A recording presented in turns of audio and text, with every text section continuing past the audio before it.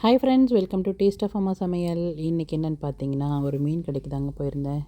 நீ பாருங்கள், காலையிலேயே இப்படி வெஜிடபிள் ஷாப் போகலான்ட்டு போனேன். பார்த்தீங்கன்னா பக்கத்தில் ஒரு மீன் கடை இருந்தது. சரி வாங்கலாம் அப்படின்னு எட்டி பார்த்தேன். சங்கரா மீன்லாம் சூப்பராக இருந்தது. நிறைய மீன் இருந்ததுங்க, எல்லாமே நல்லா தான் இருந்தது. நமக்கு தெரிஞ்சது இது ஒன்று தான். சரி ஓகே, குழம்பு வைக்கலாமேன்றதுக்காக வாங்கினேன். அதுக்கு பார்த்தீங்கன்னா சின்ன வெங்காயம், பூண்டு, தக்காளி எல்லாம் கட் பண்ணியாச்சு. நம்ம எல்லாத்தையும் கட் பண்ணிவிட்டு ரெடி பண்ணணும்னு வச்சுக்கோங்க, ரொம்ப ஈஸியாக இருக்கும்.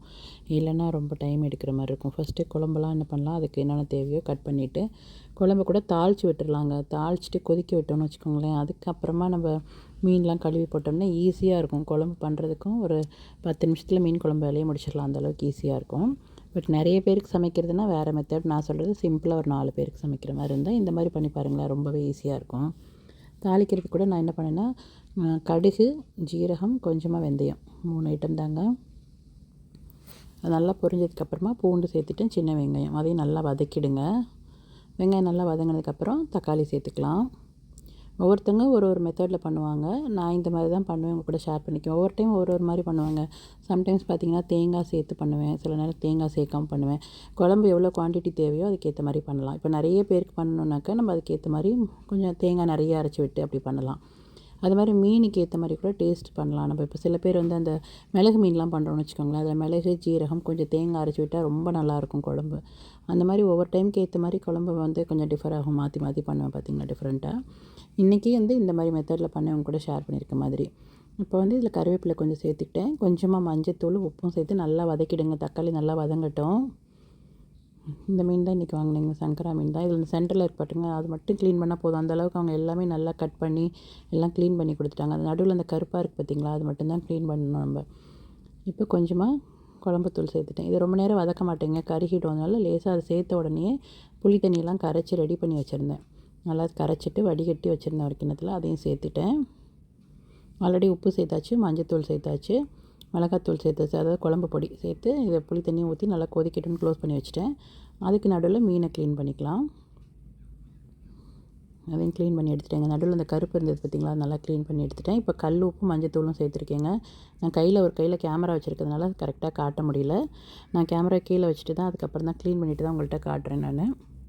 இப்போ இதையும் நல்லா இது மாதிரி தேய்ச்சி விடுங்க. விரலாலேயே தான் பண்ணணும், கையில் போட்டு அழுத்தினோன்னா மீன் வீணாக போய்டும் இல்லையா. சும்மா லேசாக அந்த மாதிரி விரலை வச்சு நல்லா தேய்ச்சி விடுங்க. இப்போ 2 கையில் நல்லா கழுவினா தான் மீன் க்ளீன் ஆகும். நான் கேமரா ஆஃப் பண்ணிவிட்டு தான் க்ளீன் பண்ணிவிட்டு உங்கள்கிட்ட காட்டுறது. இப்போ நான் ஆஃப் பண்ணிவிட்டு தான் உங்கள்கிட்ட எடுக்கிறேன். இப்போ நல்லா க்ளீன் பண்ணி அந்த தண்ணி பார்த்திங்கன்னா நல்லா பளிச்சுனால அளவுக்கு எடுத்திங்கன்னா தான் அந்த மீனோட இந்த ஸ்மெல் இல்லாமல் இருக்கும். ஒரு மாதிரி கவுச்சி ஸ்மெல் இருக்கும் இல்லையா, அது இல்லாமல் இருக்கும். அதனால் நல்ல ஒரு 6-7 தடவை கழுவிக்கோங்க. பாருங்கள், நல்லா மீன் வெள்ளையாகிடுச்சுல, அந்த அளவுக்கு நல்லா கழுவிக்கோங்க. இப்போ அங்கே பார்த்தீங்கன்னா நம்ம கொதிக்க வச்ச குழம்பு நல்லா ரெடி ஆகிடுச்சு. மீன் மிளகாத்தூள் பச்சை வாசனைலாம் போயிடுச்சுன்னா இதில் கொஞ்சமாக தேங்காய், 2 மிளகு, கொஞ்சமாக ஜீரகம் சேர்த்து அரைச்சிருக்கேங்க. ஒரு அரை தக்காளி இருந்தது கட் பண்ணது, அதையும் இதில் போட்டேன். சரி வேஸ்ட்டாக போயிடுவேன்றதுக்கு இதிலே போட்டு அரைச்சிட்டு நல்லா கலர் உங்களுக்கு ரெட்டாக இருக்குது. கொஞ்சம் தான், நிறைய இல்லை, ஒரு 2 ஸ்பூன் தேங்காய் வர அளவுக்கு தான், கொஞ்சமாக தான் அரைச்சிக்கிட்டேன். அதையும் சேர்த்துக்கிறேன். சேர்த்து அந்த கொஞ்சம் தண்ணி இருந்துச்சு, அதையும் போட்டு நல்லா கொதிக்க விட்டுடலாம் ஒரு 2 நிமிஷம்.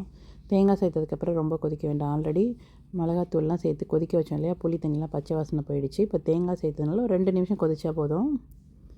இப்போ க்ளீன் பண்ணி வச்சுருக்கிற மீனையும் சேர்த்துக்கிறேன்.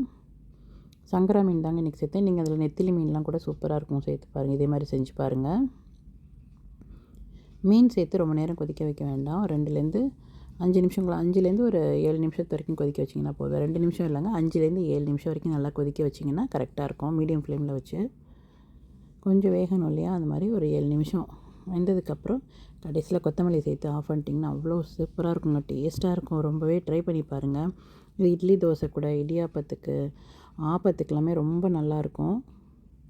சிம்பிள் மெத்தட் தான், ஆனால் சூப்பராக இருக்கும். நீங்கள் ட்ரை பண்ணி பாருங்கள் இதே மாதிரி.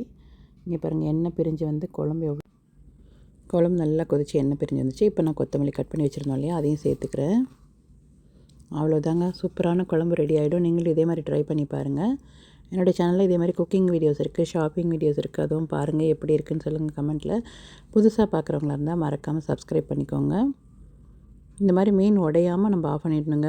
மீனை போட்டோன்னே கொஞ்சம் மீடியம் ஃப்ளேமில் வச்சிட்டிங்கன்னா ரொம்ப கொதிக்காது. இல்லைன்னா இந்த மீன்லாம் கரைஞ்சிரும் பார்த்திங்கன்னா, அப்புறம் முள்ளெல்லாம் தனித்தனியாக ஆகிடும். அதனால் நீங்கள் பார்த்து இது மாதிரி குழம்பு செய்யும்போது ரொம்ப கேர்ஃபுல்லாக பண்ணுங்கள்.